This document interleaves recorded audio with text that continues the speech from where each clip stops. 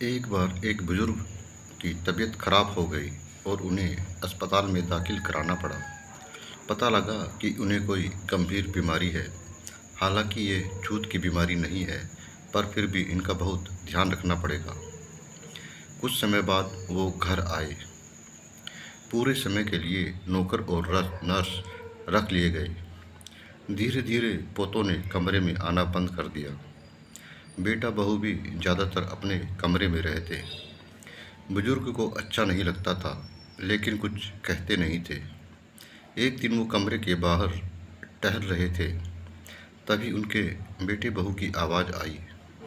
बहू कह रही थी कि पिताजी को किसी वृद्ध आश्रम या किसी अस्पताल के प्राइवेट कमरे में एडमिट करा दे, कहीं बच्चे भी बीमार ना हो जाए।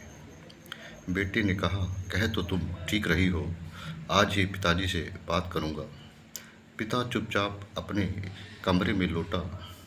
सुनकर दुख तो बहुत हुआ, पर उन्होंने मन ही मन कुछ सोच लिया। शाम को जब बेटा कमरे में आया तो पिताजी बोले, अरे मैं तुम्हें ही याद कर रहा था, कुछ बात करनी है। बेटा बोला, पिताजी मुझे भी आपसे कुछ बात करनी है, आप बताओ क्या बात है। पिताजी बोले, तुम्हें तो पता ही है कि मेरी तबीयत ठीक नहीं रहती, इसलिए अब मैं चाहता हूँ कि मैं अपना बचा जीवन मेरे जैसे बीमार, असहाय, बेसहारा बुजुर्गों के साथ बिताऊँ।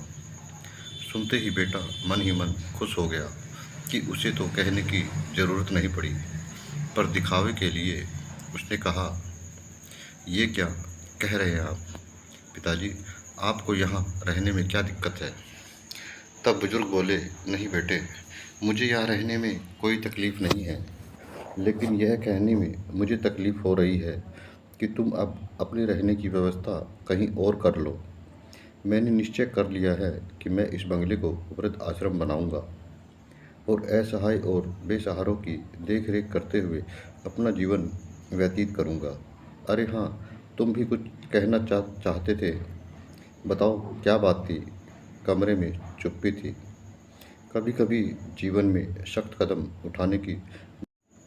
अनाथ बच्चों के लिए चंदा मांगने गए अनाथ आश्रम कमेटी के सदस्यों को उस समय मायूसी हाथ लगी, जब वे शहर के प्रतिष्ठित एवं अमीर सेठ करमचंद जी की कपड़ों की फैक्ट्री में चंदा मांगने पहुंचे और सेठ जी ने मात्र 51 रुपये चंदे में दिए, जबकि उनकी फैक्ट्री में काम करने वाले लोगों ने उनसे कहीं ज़्यादा, किसी ने 100, किसी ने 151 दान में दिए। अनाथ आश्रम कमेटी के संरक्षक मोहित वर्मा जी अपनी कमेटी के ही 2 सदस्यों के साथ सेठ करमचंद जी के पास बहुत उम्मीद से गए थे। उन्होंने सुना था कि सेठ जी भले इंसान हैं, बहुत दयालु है, गरीबों की मदद करते हैं, लेकिन ऐसी मदद करेंगे वह भी सिर्फ 51 रुपये की। इसकी उन्हें कतई उम्मीद ना थी। 51 रुपये में तो कोई एक समय का भरपेट खाना भी नहीं खा सकता। नाम बड़े दर्शन छोटे की उक्ति को आज सेठ करमचंद जी ने चरितार्थ कर दिया। पूरी फैक्ट्री से उनको बामुश्किल 5,000 रुपये का ही चंदा मिल पाया था।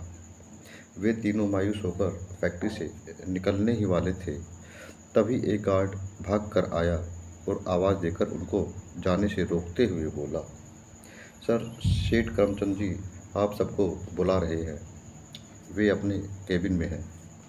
सब अचंभे से एक दूसरे को देखने लगे। अब क्या कहना चाहते हैं सेठ जी, चंदा तो उन्होंने दे ही दिया है। एक सदस्य ने शंका जाहिर की। एक बार मिल लेते हैं सेठ जी से, मिलने में कुछ नहीं जा रहा, मोहित बोले। केबिन में सेठ करमचंद जी ने कमेटी के सदस्यों का फूल माला से स्वागत किया और सम्मान उनकी खातिरदारी करते हुए बोले, शहर में आप और आपकी कमेटी बहुत नेक काम कर रही है, इसकी मुझे जानकारी है। अनाथ गरीब बच्चों के बारे में आज के इसके दौर में कौन सोचता है। मैं आपसे, आपकी सोच से, अनाथ बच्चों के लिए आपके समर्पण व आपके इस नेक काम से बहुत प्रभावित हूँ। मेरी तरफ से आपकी कमेटी को अनाथ बच्चों की मदद भरण पोषण के लिए एक छोटी सी सप्रेम भेंट। यह कहकर उन्होंने 5 लाख रुपए का चेक मोहित जी की ओर बढ़ा दिया। 5 लाख का चेक देखकर आश्चर्य से कमेटी के लोगों की आंखें फटी रह गई। वे सोचने लगे कि सेठ जी का इस तरह से दोहरा चरित्र भी हो सकता है। इसकी उन्होंने कल्पना नहीं की थी। कहाँ 51 रुपये और अब कहाँ 5 लाख रुपये। उनके मन में ढेरों सवाल चलने लगे।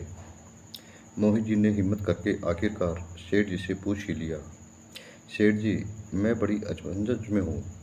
मैं आपको समझ नहीं पा रहा हूँ।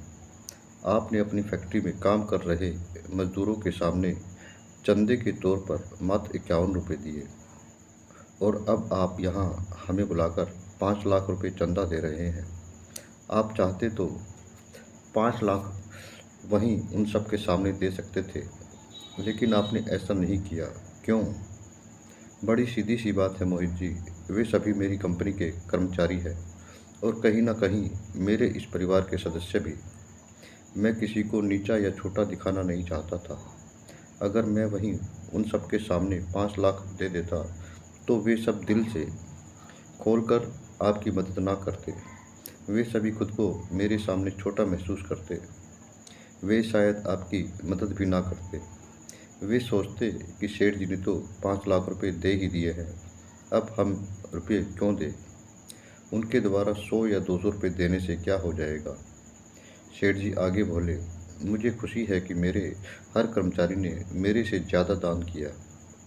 मेरी इस हरकत से कहीं ना कहीं आपके चंदे में भी बढ़ोतरी हो गई और दूसरी तरफ कहीं ना कहीं मेरे कर्मचारियों में दान देने की प्रवृत्ति पैदा तो हुई।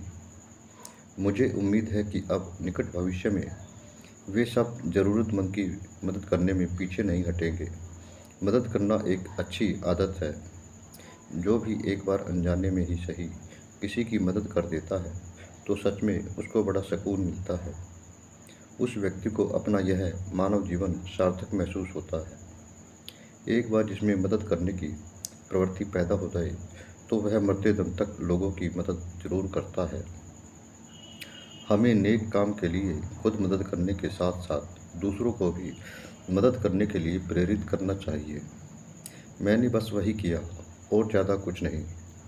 सेठ जी के इस तरह के व्यवहार व दयालु सोच ने कमेटी के सदस्यों को बेहद प्रभावित किया। उन्होंने अनाथ बच्चों की मदद के लिए हृदय की गहराइयों से सेठ जी का धन्यवाद अदा किया।